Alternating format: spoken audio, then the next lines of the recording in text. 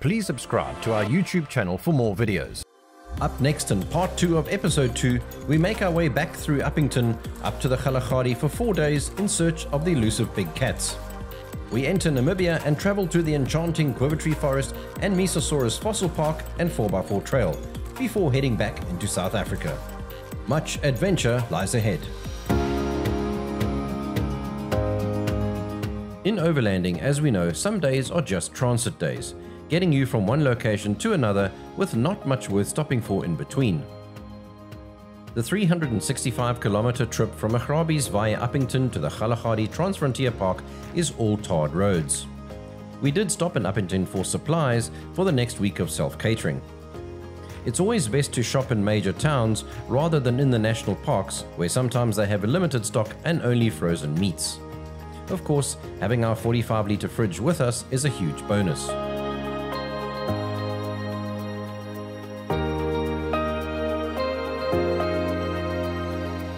The Kgalagadi Transfrontier Park often gets booked out well in advance, so we stayed 5 kilometers from the gate at the Kgalagadi Lifestyle Lodge, better pricing and not so crowded.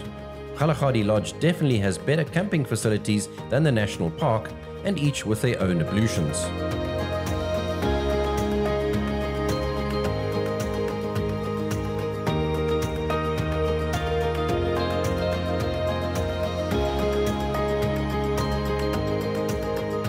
The over-friendly emu was still around and visiting guests in the hope of a few scraps, and a resident family of eland was seen around our chalet daily.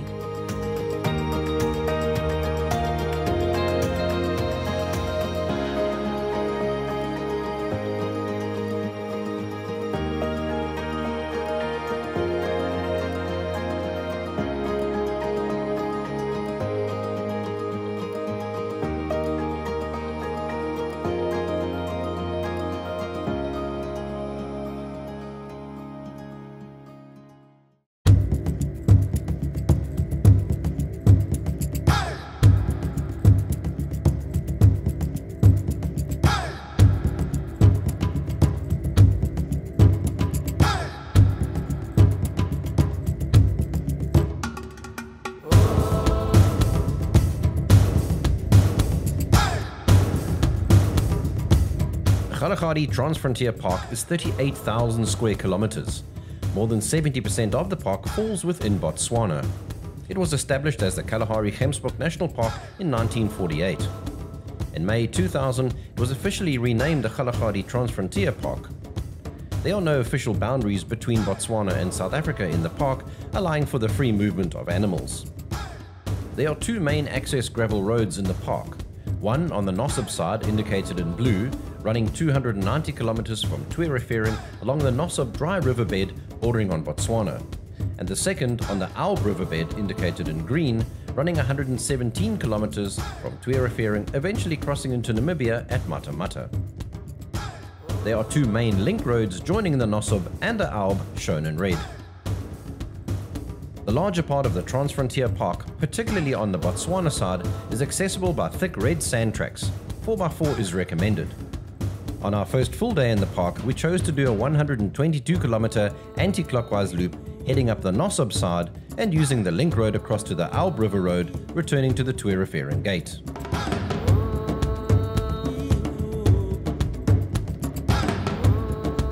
With our eyes peeled and cameras ready, the sightings were mostly antelope and birds. We drove slowly in the hope of seeing some of the park's big cats.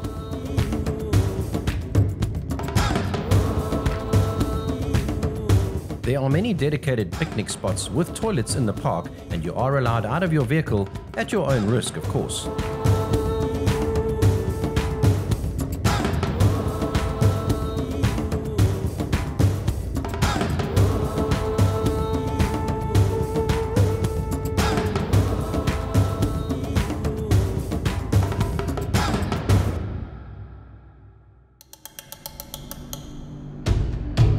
After about an hour of driving, the sighting we had hoped for suddenly became a reality. We came across a small group of cars parked on the side of the road, all facing one direction. We knew there was something worth stopping for.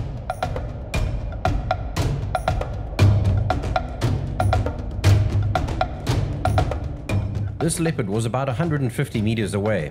Again, the 600mm lens was the saving factor. At the time of the sighting, we didn't even notice the second leopard due to its extremely effective camouflage. And there it is, the walking leopard briefly brushing faces with the other.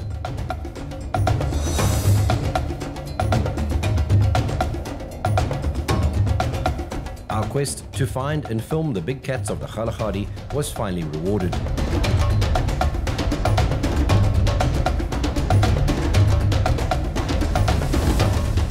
We continued on our loop back to Quivertree, and in the last 30 kilometers, we noticed another small group of vehicles all facing one direction with binoculars and large lenses pointed out the windows. This time it was a fresh ostrich kill, and right behind it was an adult female cheetah guarding her catch. A nearby black-backed jackal was moving towards the carcass, and the cheetah became highly territorial.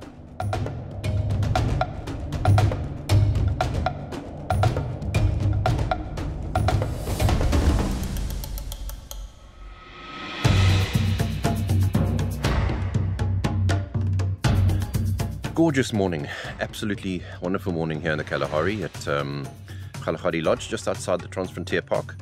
So we're only allowed in now at 7, so we're going to go in and quickly sign our indemnities again.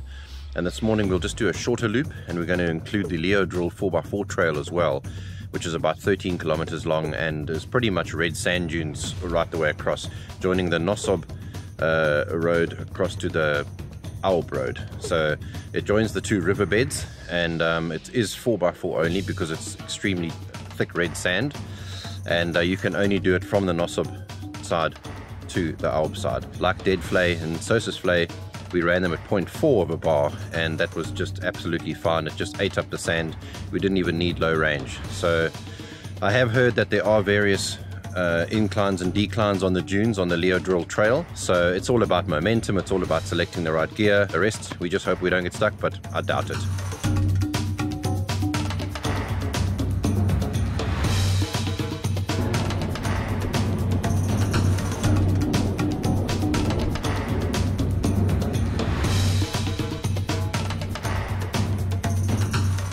The Leeudril 4x4 trail is relatively easy and requires a pre-booked permit from the Quivertree reception office. It costs 180 Rand per vehicle, and trailers and 4x4 caravans are not permitted. Be sure to deflate your tires to 1 bar and below, depending on the overall weight of your vehicle. Most importantly, stay on the trail. Do not deviate when climbing the dunes.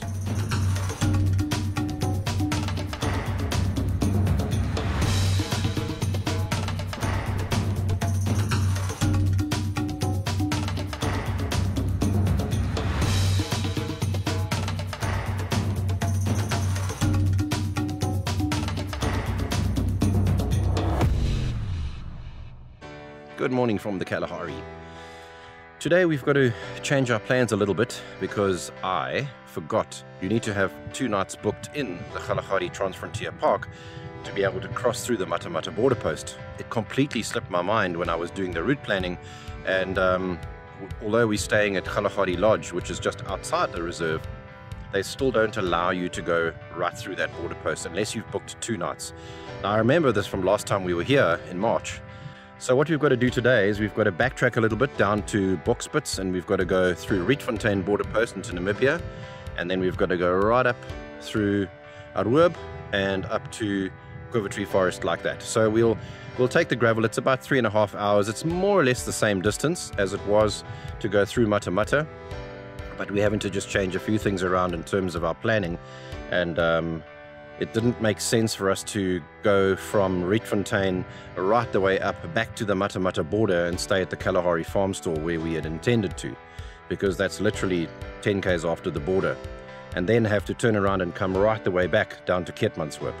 So we've had to skip the Kalahari farm stall accommodation, and that's basically our plan today, is to get to Quivertree Forest, and we've got 3 nights there to explore the Quivertree Forest. Giants Playground is there, and of course the Mesosaurus Fossil Park, if we can get access into it. I know we've got to pay a fee, but that certainly is an amazing place. I've been there before, and the fossils are just absolutely crystal clear and incredible. So we're finalizing our pack now, and it's off to Rietfontein. Tires are nice and hard. We're not going through the park. We're heading south and crossing the border into Namibia at Rietfontein.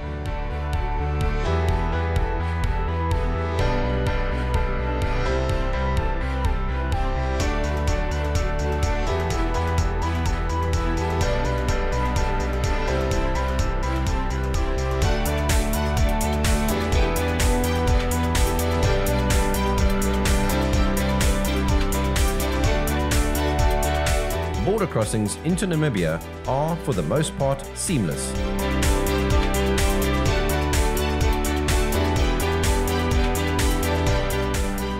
The C16 gravel road starts at the border, so a quick tire deflation and we were on our way towards Keetmanshoop and the Quivertree Forest. The landscape on the C16 between the border and Keetmanshoop is relatively featureless, except for Nunabsekop and Mount Valkop just outside Keetmanshoop.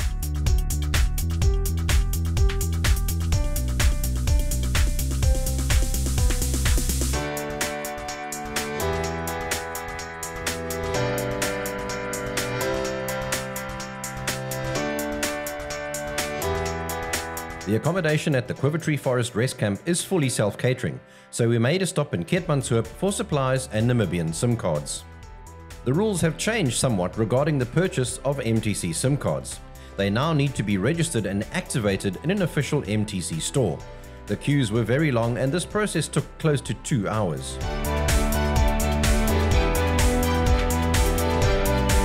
The Quivertree Forest Rest Camp is popular with internationals and overland trucks. The igloos are air-conditioned and can sleep up to 4 people. There are cheetah on the farm, and feedings occur daily at 5 p.m. Entrance fee to the Quivertree Forest and Giants Playground is 110 Namibian dollars per person per day, and a further 500 Namibian dollars per person per night if you wish to be in the forest after dark to do night photography.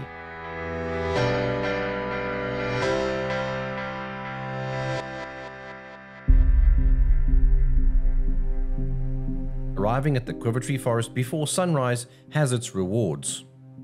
The striking silhouette of the quivertrees against the rising sun, with warm light flooding through the rocks and tree trunks, creates a setting for any photographer's bucket list.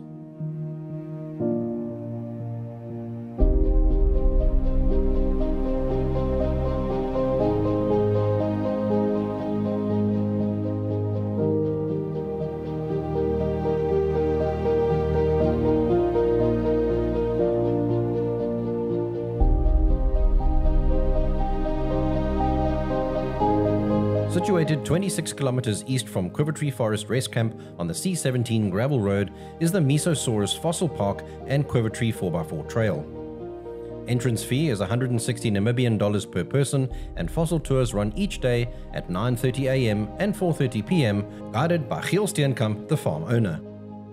We drove a further 3.6 kilometers on the farm with the other guests to the fossil site to start the tour.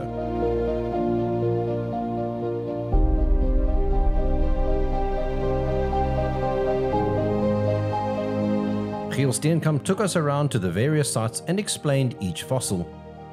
It's the mirror image of that front leg. There you can see the toes very clearly. And that is the mirror image of that front leg. The Mesosaurus lived about 280 million years ago in a huge inland lake known as Lake Gaias, which was in the center of the great continent of Gondwana. They are exactly the same in South Africa, parts of South Africa, parts of Namibia, parts of Brazil and parts of Uruguay. And that tells us that the continents were together at one stage. The farm has its own private Quivertree forest and stacked dolerite rock formations exactly like Giant's Playground, only better because the quivertrees grow amongst them.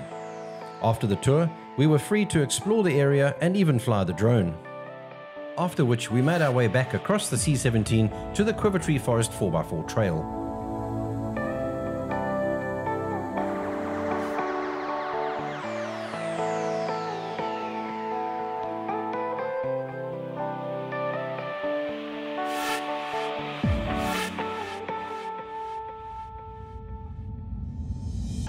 Starting at the Mesosaurus chalet accommodation, we did the 11-kilometer clockwise loop. The trail was easy and can actually be done in most vehicles with high clearance. The trail winds its way amongst the Quivertrees and dolerite rock formations. It's well worth the time, especially in the late afternoon.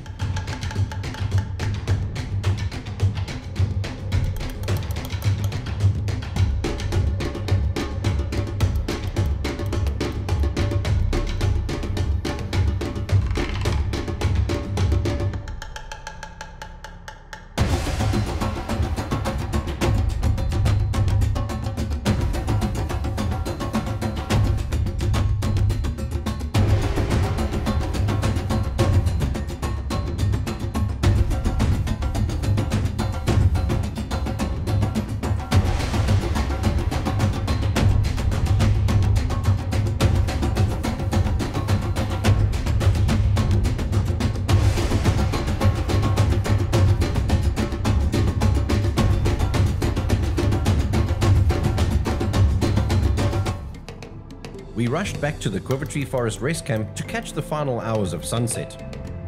We could have filmed the sunset at the Mesosaurus 4x4 trail, but then we would have had to drive the rest of the trail and the 26-kilometer gravel road back to Quivertree Forest rest camp in the dark. If you hope to photograph or film the Quivertree Forest at sunset with no people walking in front of you, think again. The forest is very beautiful at sunset. It's the reason tourists go there. A good travel tip is to stay at the Mesosaurus chalets or campsites. That way you'll have access to the 4x4 trail and their Quivertree Forest without many people around and without having to pay the extra 500 Namibian dollars per person to film or photograph after sunset.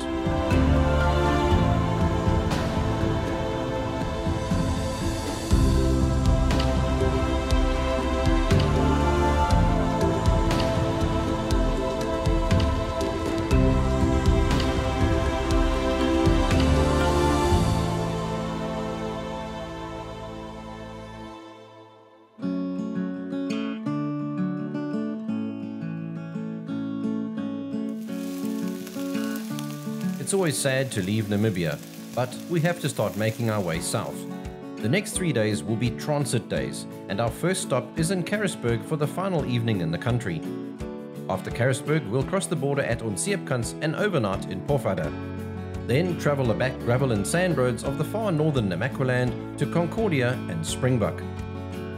The D608 alternative gravel road from Keetmanshoop to Grunau is in great condition and very scenic. You can travel at 90 to 100 kilometers an hour for most of this route, and it's tar road from Grunau to Karasburg.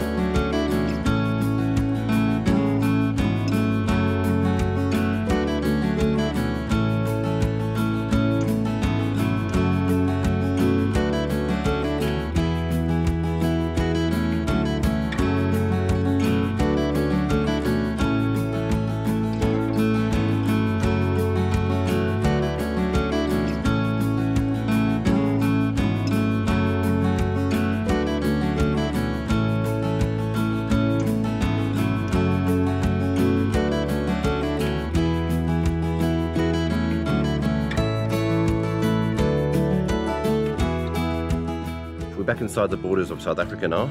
Yesterday was pretty much just a transit day, moving from Karasburg straight down the gravel across at Onseepkans and into Pofadder. So not a lot of filming done yesterday, but we did get some, and this morning we're now leaving to travel along towards Kleinpelle on the gravel all the way to Springbok, where we'll spend another night, and from there it's on the back gravel roads right the way through to Cedarburg and then home to Stellenbosch.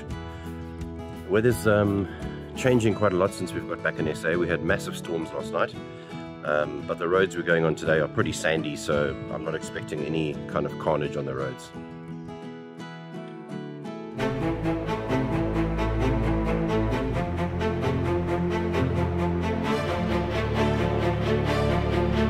The alternative gravel route from Pofadder to Springbok is 210 kilometers and can take 5.5 hours.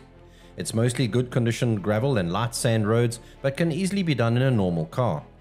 Adventure bikers would need some light sand riding experience, and there are no fuel stops on this entire route.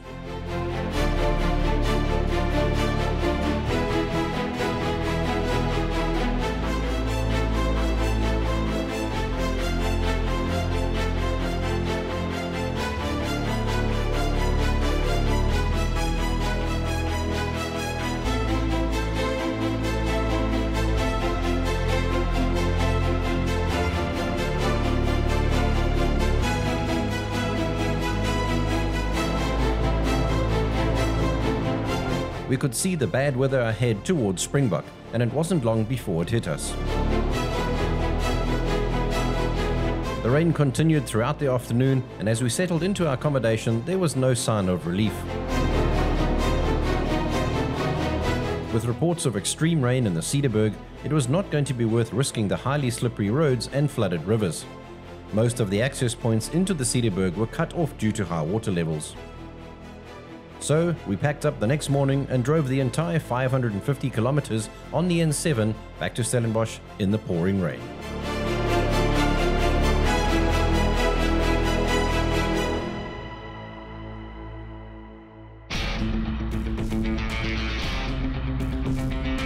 In the next episode, we travel through the rugged mega mountain passes of the Eastern Cape Highlands and explore Sani Pass and the Northern Drakensberg.